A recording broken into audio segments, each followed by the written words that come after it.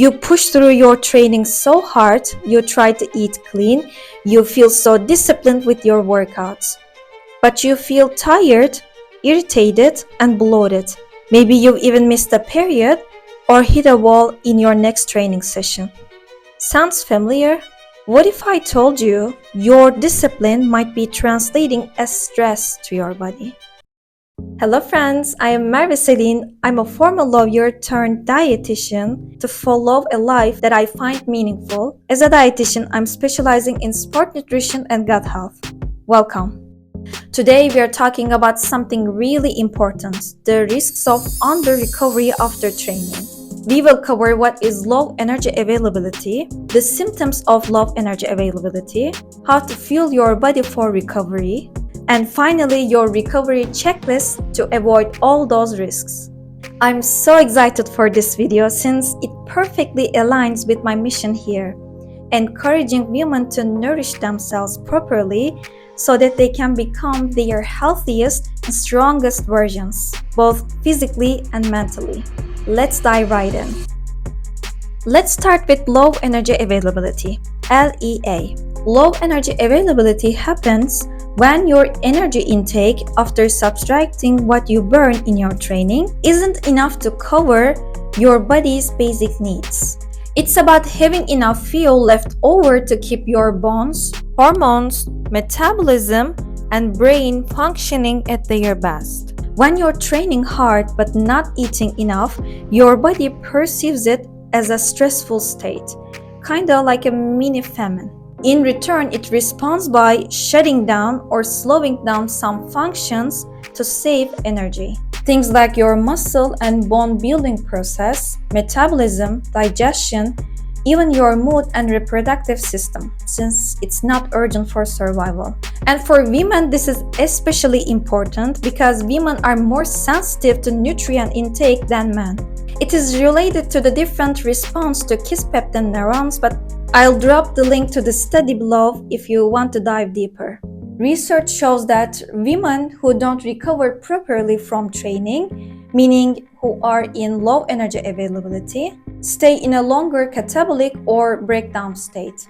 And low energy availability occurs either they don't eat enough or they eat enough but prolong their nutrient intake after training.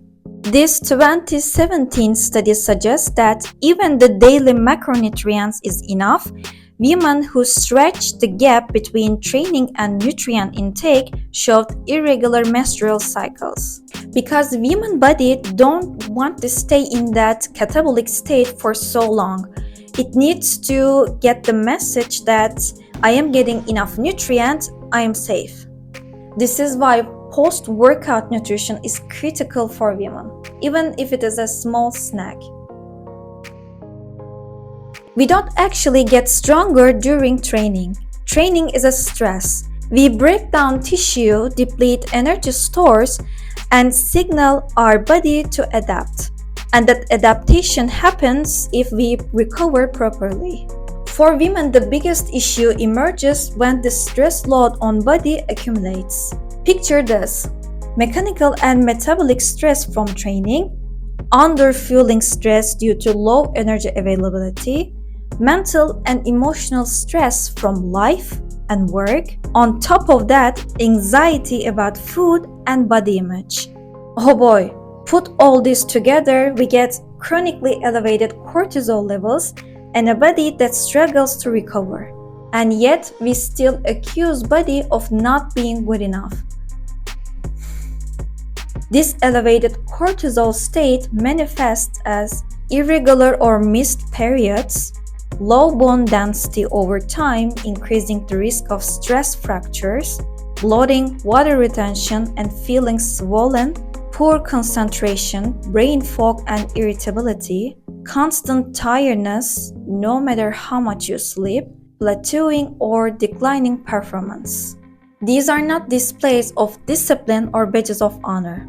They are serious warning lights. Your body saying, I need food, I need rest, I need you to take care of me so I can keep performing. For recovery nutrition, our rule of thumb is refuel, repair, rehydrate, and revitalize. Let's break them down. Refuel with carbohydrates to replenish glycogen stores. Repair with 20 to 40 grams of protein per meal to support muscle recovery. Revitalize with antioxidants, think veggies, fruits, berries, turmeric, and omega-3s. Rehydrate with fluids, salt, and electrolytes to replace what you lost through sweat. And I would add healthy fats to support hormone production. As I mentioned before, if a full meal doesn't suit your schedule at that moment, that's okay. You can go for a small snack that combines some protein and carbs to help you interrupt catabolic state.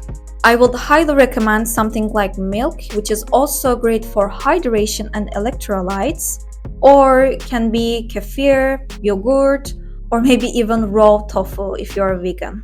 I don't know about you, but I love eating raw tofu. As non-nutrition recovery essentials, adequate sleep is so important for lowering cortisol levels and maintaining balanced nutrition throughout the day. Aim for 6 to 9 hours after training, of course, depending on your schedule and your need. Another factor we cannot ignore is life stress. We cannot always control it, but we can manage how we respond to it. Some days our body needs gentle nutrition like yoga, a light walk, or even a complete rest. Shocker! I know some of you really need to hear this. I did. Giving yourself permission to rest is not just okay, it's necessary. Your body is the vessel that allows you to live this life to the fullest and to show up in all aspects of your life as your strongest and healthiest version. You have to take care of it. Okay, what should you do after training? Here's your recovery checklist. Refuel, repair, rehydrate, revitalize. And don't forget healthy fats for your hormones. Aim for post-exercise nutrition within 60 minutes, or if you can't, as soon as possible. Pay careful attention to your sleep hours. Listen to your body. If you need rest, give yourself permission to rest without guilt. And here's what to avoid. Don't keep pushing harder if your body says no.